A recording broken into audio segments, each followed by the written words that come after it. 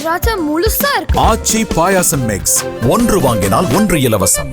இன்றைக்கு இருக்கக்கூடிய நடிகர்கள்ல திரு கமலஹாசன் அவரை மாதிரி ஒரு நடிகர் இந்த நாட்டில் யாரும் இல்லை என்று சொல்லக்கூடிய அளவிற்கு பல்வேறு விருதுகளை பெற்றவர்.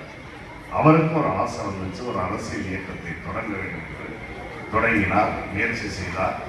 அந்த முயற்சி முழுமையான வெற்றியை பெற முடியவில்லை என்பதை உணர்ந்த நிலையிலே தான் தலைவர் அவர்கள் அவரையும் அரவணைத்துக் கொண்டு இன்றைக்கு நாடாளுமன்ற உறுப்பினராக ராஜ்யசபா உறுப்பினர் பதவியை கொடுத்திருப்பதை தான் அண்ணன் பழனியப்பன் அவர்கள் சூசகமாக சுட்டிக்காட்டி இருக்கிறார்கள். சிவகங்கை மாவட்டம் திருப்பத்தூரில் திமுக சார்பில் பிரச்சார கூட்டம் நடந்தது. கூட்டத்தில் பேசிய அமைச்சர் பெரிய கருப்பன் கூட்டணி கட்சியினரையும் விமர்சித்துள்ளார். நடிகர் கமல் பல விருது பெற்ற நடிகர். அவரை போன்றவர்கள் கட்சி ஆரம்பித்து முழுமையாக வெற்றி பெற முடியவில்லை. இருந்தாலும் முதல்வர் ஸ்டாலின் அரவணைத்து அவரை ராஜ்யசபா எம்பி ஆக்கினார். தற்போது திமுகவை விமர்சிக்கும் விஜய்க்கும் எதிர்காலத்தில் நாம் ராஜ்யசபா சீட் தரும் நிலை வரும். திமுகவை எதிர்த்தவர்கள் பலரும் இப்போது திமுகவில்தான் உள்ளனர். கூட்டணி பலமிருந்தும் ஜெயிக்க முடியாத பழனிசாமி 2026 முதல்வராவோம் என்று நினைக்கவில்லை.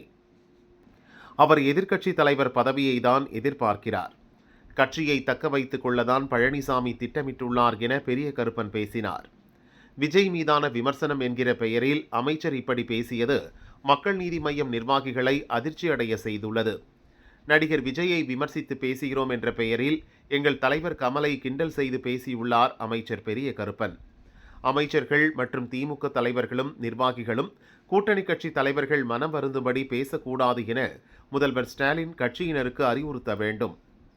முக்கியமான காலகட்டத்தில் கமல் திமுக கூட்டணியில் இணைந்தார். லோக்சபா தேர்தலில் திமுக 39 இடங்களை வெல்ல உதவிகரமாக இருந்தவர் என்பதை திமுகவினர் உணர வேண்டும் என கூறினார்.